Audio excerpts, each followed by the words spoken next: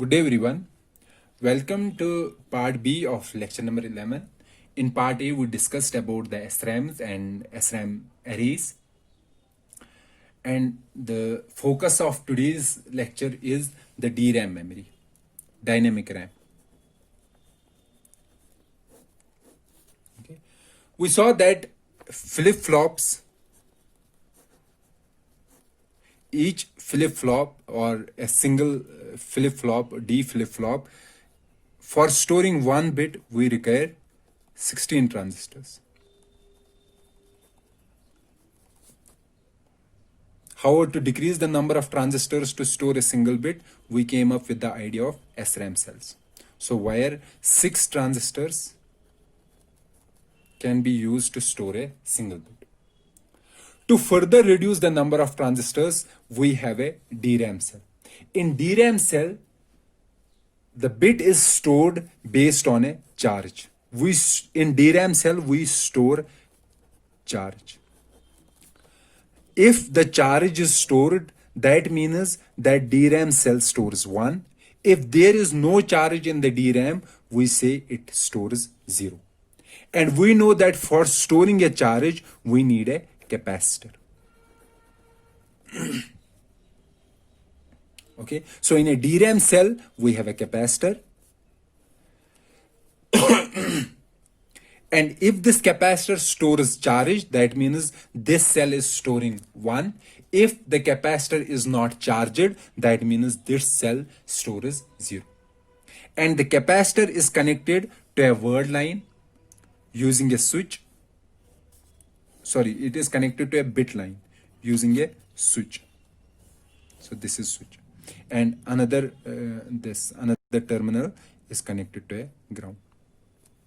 So if it is storing charge, let's say it is storing a positive charge here. Now, positive charge means it stores 1. What we are doing, if we have to read this particular cell, we will switch on this particular switch. This cell will get accumulated on this bit line. So we have a voltage on bit line. And at the end, we will detect if there is the presence of voltage. Voltage detector will be here. If there is a presence of voltage on this bit line, that means this cell stores 1. However, if there is no charge present, so by activating this switch, there won't be any voltage on the bit line. So our detector here will say that there is no voltage on the bit line. So that means this cell stores 0. Okay, so this is our DRAM cell. Here you can see that for storing a single bit, we require 1 transistor and 1 capacitor. So as compared to an SRAM cell, the number of components required in DRAM cell is very small. Okay, so we can see here memory capacity is more, or memory density is more. Memory density in the sense that here, if we have, let's suppose, X area, this is the area of memory in SRAM. Okay, and if it stores X bits in the same area, same X area, DRAM memory of X area will store more than X bits.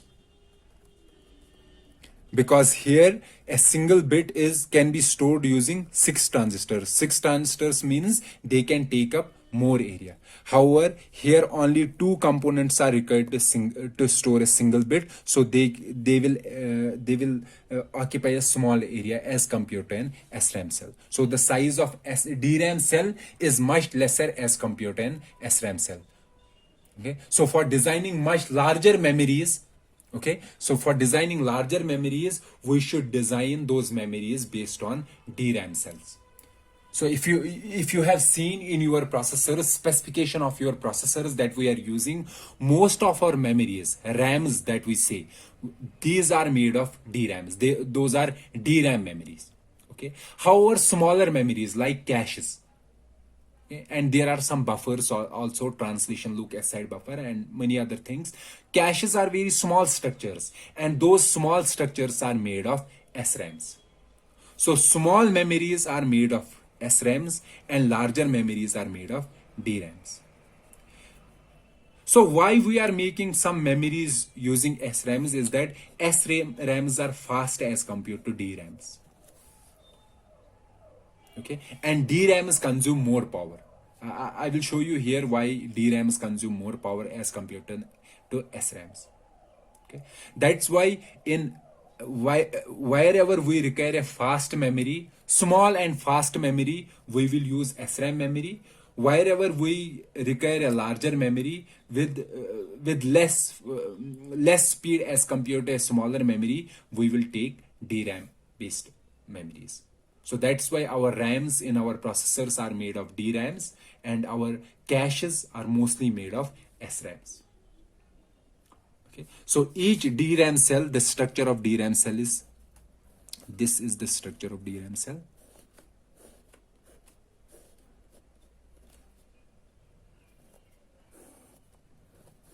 This is our word line and this is our bit line. So instead of 2 bit lines in SRAM cell, here we have only 1 bit line, and the word line has same functionality as in SRAM cells. Okay. So since we have already discussed how we can make greater SRAM memories, okay, using SRAM cells, the similar procedure can be applied for DRAM modules as well. So using DRAM cells, we can create larger memories. Fine. So you may have seen one point here, that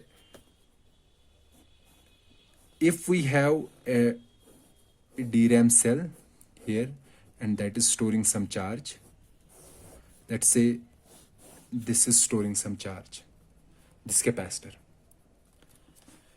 Whenever I want to read data from DRAM cell, unlike SRAM cells, whenever I have to read data, so this charge will appear here on the bit line. Okay, fine. And based on the voltage of this bit line, I can determine whether there is some charge stored or not. If the charge is stored, we infer that it means 1. If the charge is not stored, we say it means 0. Okay. So based on the storage of charge on DRAM cells, we can determine whether we have 1 or 0. However, one main disadvantage of DRAM cells is that since we have a capacitor here, capacitor is here, and we know capacitor leaks charge with time. Say even my memory is idle, power is switched on, but the memory is idle. Nothing is going on, but power, it leaks charge. So by leaking charge means that even if our memory is connected to our processor, okay, and we are not doing anything with the memory, we are not disturbing the memory, okay, and the power is on, power is there, still without disturbing the memory, there is a possibility that this capacitor will lose its charge, and since it was storing 1, that means charge was there, after some time it will become itself 0. So we lost the information stored in the cell.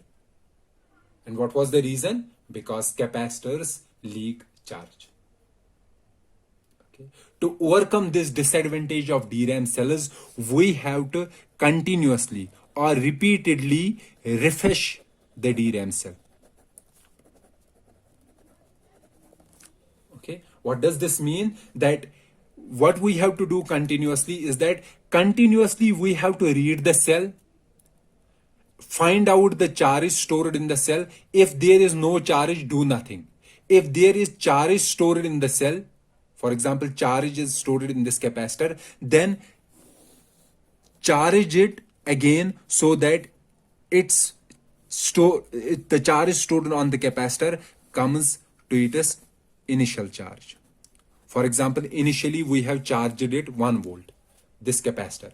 After some time, there is some leakage of charge, and let's say the voltage has reached to 0.7 volt. So we have to refresh this cell after some time to take the voltage back to 1 volt. Okay, so for DRAM cells, we have to repeatedly refresh the memory, even if the memory is staying idle. For example, in SRAM memories, even my memory is connected, power is on, so the information will stay there. Okay. However, if power is turned on, we know that information will go out. There won't be any information stored. However, if power is turned on and we have stored something in SRAM memory, there is no need to refresh that memory. Charge won't go, voltage won't go anywhere in SRAM memory. However, in DRAM memory, even if the power is connected, still there are chances that the capacitors will lose charge, and because of losing charge, they will lose the information stored in those capacitors. So for overcoming such loss of charge or such loss of information, we have to repeatedly refresh the DRAM cells. Okay, refreshing DRAM cells means that for each cell we have to find out what is the charge contained, and we have to recharge that particular capacitor. Okay, so that we overcome this charge leakage phenomena. So the additional circuit that is required for DRAMs as compared to the SRAMs is that DRAMs require a refreshing circuit. So we require a refresh circuit for DRAMs. And this circuit, the aim of this circuit is to refresh all the possible DRAM cells in the DRAM memory. The remaining architecture is same. Whatever was there for the SRAM memory, the architecture remains the same. Only difference is that in that particular SRAM, we were requiring pre-charging circuit. But in DRAMs, we don't require a pre-charging circuit. Instead, we require a refresh circuit. Okay. So this was all about the DRAM cells. And as I said, our RAM is made of DRAMs. DRAM kind of memory. And our small memories like caches, they are made of SRAMs. Why DRAMs? Their capacity per unit area is more as compared to the SRAMs. However, why we are using SRAM for caches? Because they are fast. Now we have another kind of memory that we usually come across is the ROM, read-only memory.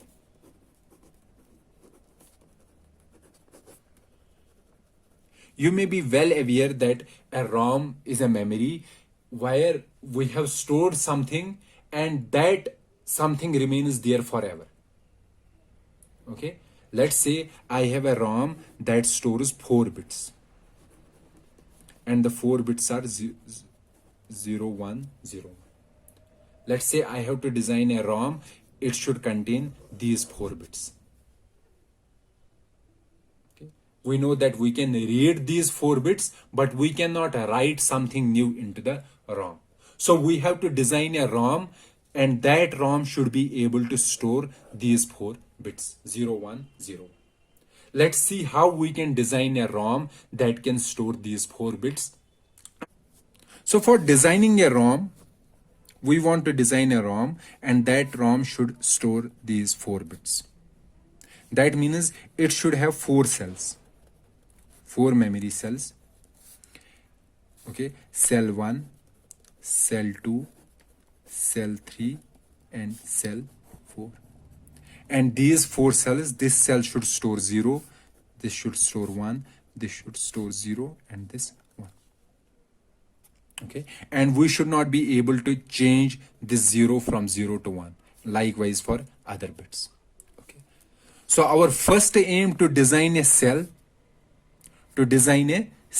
that can store 0, and to design another cell that can store 1. Let's say this is cell 0, this is cell 1. So we have to design a cell that can store 0 and design a memory cell that can store 1. And this cell, the cell 0, this should not rewrite it as data. There should not be a possible scenario of rewriting the data. Likewise for cell 1. Let's see cell 0. Okay, let's design cell 0. Cell 0 will be like this. We have a switch and we will connect it. Instead of capacitor in our DRAM cell, we will directly connect this to a ground. Okay, and here we will have a bit line. This will be our word line. Let's say this is my cell. Let's see what it stores. This is my cell, memory cell. Okay, what for reading the data from this cell, what we are doing, we are activating this line and we are applying a voltage on bit line. Apply voltage.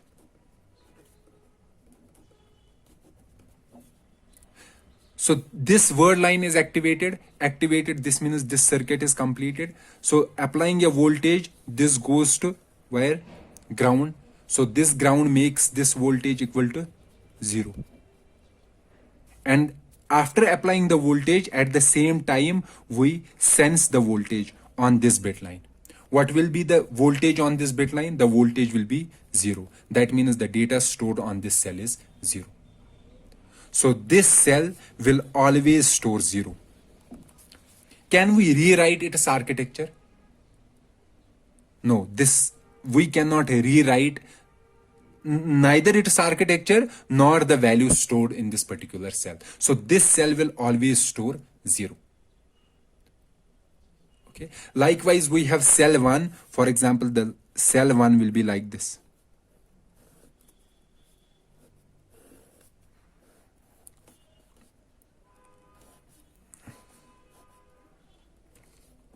This will be an open circuit. No connection is there from this point to this point, and this is our bit line.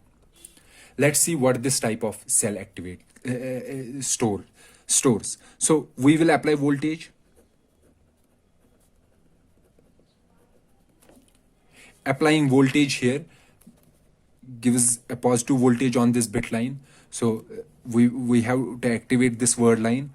So this voltage goes here. Since the circuit has ended here, so voltage will remain here on this bit line. Okay, on this particular bit line, we will sense a voltage here. So when we sense the voltage, what will be the voltage present on this bit line? It will be a positive voltage.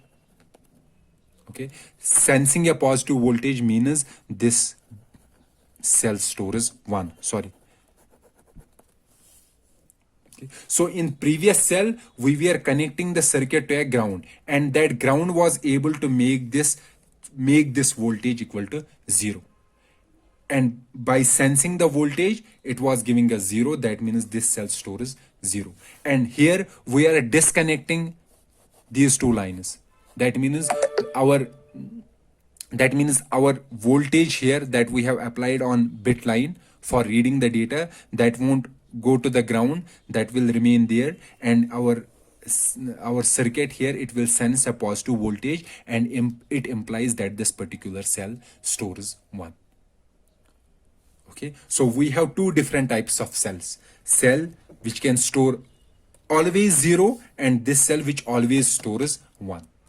This will never store 0, and this will never store 1. It will always store 0, and this will always store 1. So this will be our cell 0, and this will be our cell 1. Okay, so our ROM will be, it will have 4 cells: cell 0, cell 1, cell 0, and cell 1. So this will store 0, this will store 1, this will store 0, this will store 1. So our ROM memory that was required, that should store 0, 1, 0, 1. This will be the architecture of the ROM. So as I said, there are two types of cells: cell 0 and cell 1. Cell 0 is a cell that stores always 0, and cell 1 stores 1. So we have memory cells, two different types of memory cells in ROM. So one memory cell always stores 0, and one memory cell always stores 1. So having a ROM, when we have designed a ROM with these cells, with organization of cell 0 and cell 1, different cell 0 and cell 1 is combined together to form a ROM, we cannot change data stored on the ROM. The data will remain whatever it was kept there at the time of design point. So we cannot change data in the ROM at later point. Okay. So another type of memory that is used is the PROM, programmable ROM. Programmable ROM is a ROM that can be written once, only once. We cannot change the structure of that particular ROM after that. So we can read data, we can write data once, and then we can read that particular data again and again. Okay. However, for writing, we can write only once. We cannot write again and again. So the programmable ROM, the type of cells that are there in the PROM, it is made of such kind of cells. So we have a cell here. They have the same structure with some minor differences. Here we have a fuse, and it is connected to ground. Okay, so this is our PROM cell. So our memory will be made of what cells? PROM cells. So let's say I have PROM cells 1, 2, 3, 4. So these are my PROM cells: PROM cell 1, PROM cell 2, PROM cell 3, PROM cell 4. Okay, so here I am only showing 4 cells for the for understanding the concept. So let's say I have this PROM, and in this particular PROM I want to store 1001. Okay, and I am saying that after storing 1001, I can read this data repeatedly, but I cannot write some new data in the PROM. So first of all, I have to write this 1001. So this cell should store 1, this should store 0, this should store 0, this should store 1. Okay. So for storing 1, what I am going to do, that I am going to cut this circuit here. Because after cutting the circuit, this point will get disconnected from this point. These 2 points will get disconnected. So this will equivalent to cell 1 that we have used in ROM. Okay. So for disconnecting the circuit, I will send a strong charge through this line. Strong charge. That charge will break this fuse. Breaking this fuse means the circuit will get disconnected. Okay. After disconnecting the circuit, this cell will always store 1. So I will have a P1 cell here, the cell where the fuse has been broken. And for storing 0, I won't send a strong current through this cell, through this PROM cell, strong current, so that this fuse is broken. I will keep this fuse intact. This is broken only if I send a strong current, a very large amount of voltage through this bit line. Since I want that this cell should always store 0, so it will remain 0 here. Okay, the same cell will be used here, and for P4 I have to send a strong voltage through this line so that the fuse is broken. Here my cell will be the cell 1 that will store 1. So I am able to program this particular memory. So now I can read this data I can read this data again and again. Now can I write some new data in this particular PROM? So for writing, let's say I have to change this particular bit from 1 to 0. Can I change it? For changing it, for changing it from 1 to 0, I have to connect this point and this point. And using a software approach, I cannot connect this line and this line. So for connecting these 2 lines, I have to fix the memory by bringing it to some hardware design. Okay, so 1 will remain here always. Okay. Likewise, other bits will remain there. So this is the example of PROM and we also discussed about the ROM. So I hope you understood the structure of RAM, what are the cells that compose RAM, what are the cells that compose our caches, what type of memory cells are required for designing ROM, and what type of memory cells are required for designing PROM. Okay, the another type of memory is CAM, content addressable memory.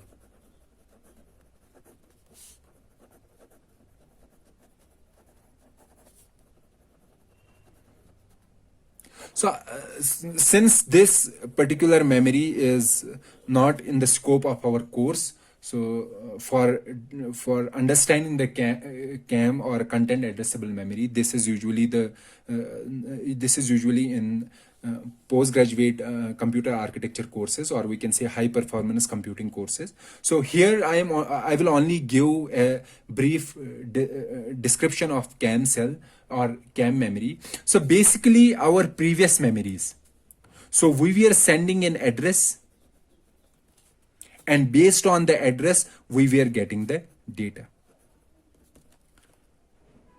Okay, so in our previous memories, input was address and output was data. This was input, this was output. However, in content addressable memory, what we are doing, we are giving the data. Okay, content addressable memory compares this data with the data stored in the memory. For example, this is memory. Okay, content addressable memory takes the data, compares this data with all the locations, and wherever this data matches with a particular location, it gives output the address of that location. So CAM memory takes data as input and gives address of data as output, address of that particular memory location where this particular data is stored.